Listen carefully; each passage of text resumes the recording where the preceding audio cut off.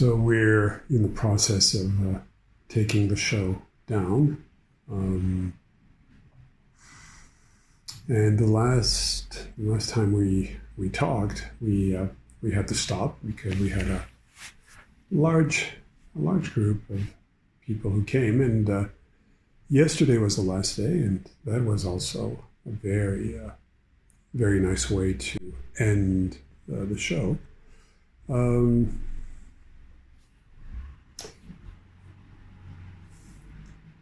Yeah, it was a nice way to end the show.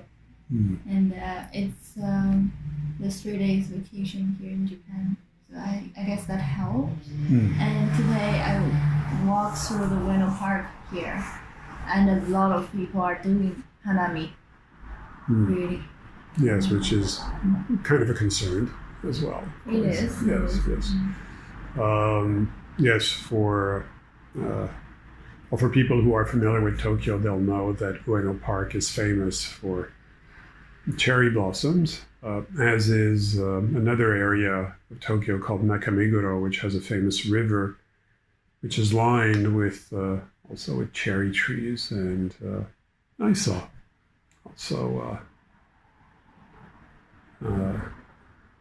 a larger group of people that I had seen in recent weeks in that area. So do people stay, or they're constantly flowing, walking through the bridge? Well, they... What, other than taking pictures? Yes. They're moving slowly. Yeah. But here in Ueno, it's a place known for people to come and have a party. They sit down for hours and drink and eat. But this time, there are obvious signs everywhere telling you to not do that. But people still stay. People still bring small bags of snacks and sit down with their families and friends. Well, we were also walking around that area just a couple of nights ago, and we were both surprised to see that there were still yatai stands, food stands. Look, there are even more today. Yes. It's very crowded on the way. So that's although we've been very fortunate to be able to still have movement in the city, which would allow people to come and visit. That's something I'm very gratified with, that we were able to show the works of these artists in such conditions. I of course can only hope that these crowds will not affect anything like that. Meanwhile, one of the nice things that did happen towards the end of the show was that we'll be doing something in this area in a larger space at the end of August. I was also thinking about this show, and we had talked about the idea of openness, the relationship to nature, how artists here either translated that metaphorically through also through documentary or anthropology, through abstract landscapes. There was quite a range. And I started thinking of a number of shows I had curated not that long ago, just a few years ago, when the idea of openness was a prevailing social theme. I had done I curated a show in Berlin, which a contemporary photography show, which was called Improbable Borders, which was about this, certainly in the case of Europe, this disappearance of physical borders, of geographical borders, as you could move, but also the transformation of what constitutes an identity.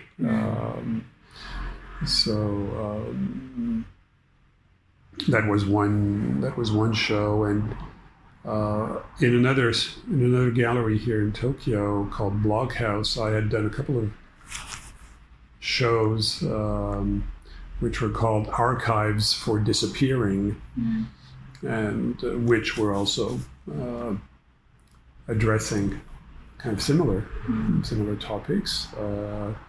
This idea of expansion and openness.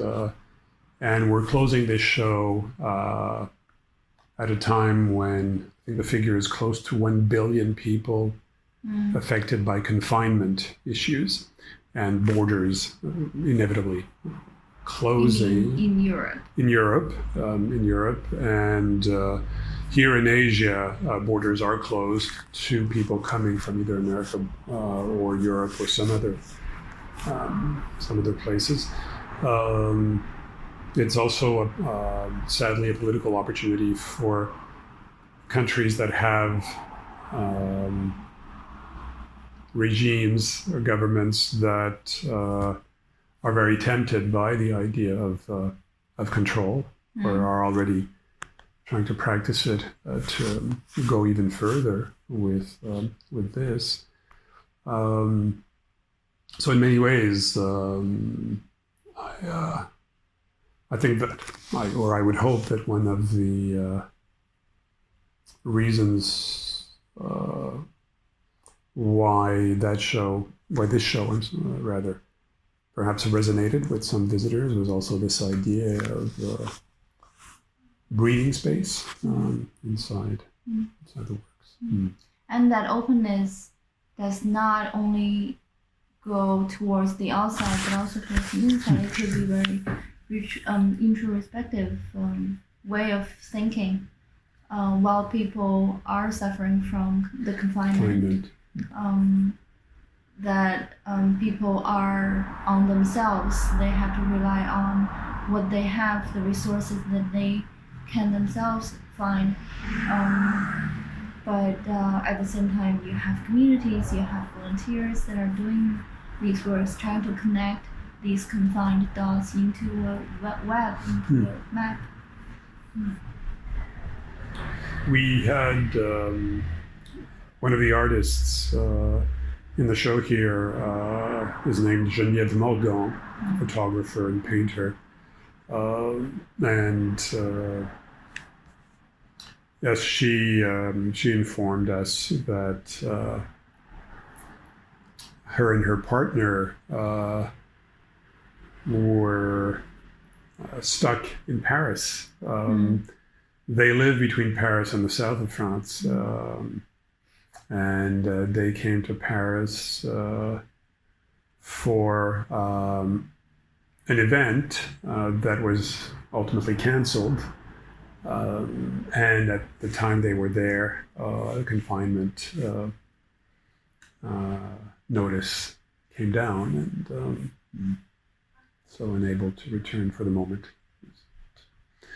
So yes, it is affecting as well, of course, everyone. Yes. But it opens up also areas of creative and analytical possibilities, and I think that what we're looking ahead to in August may well reflect some of those issues. We'll see. We have some time, but so meanwhile for us, besides the planning of this, we've got a fair bit of writing, publishing ahead of us. The conferences have been either canceled or postponed, but a lot of writing to do, and plan the show. Any closing comments? I enjoyed the conversations that I had with some audiences through these 3 weeks.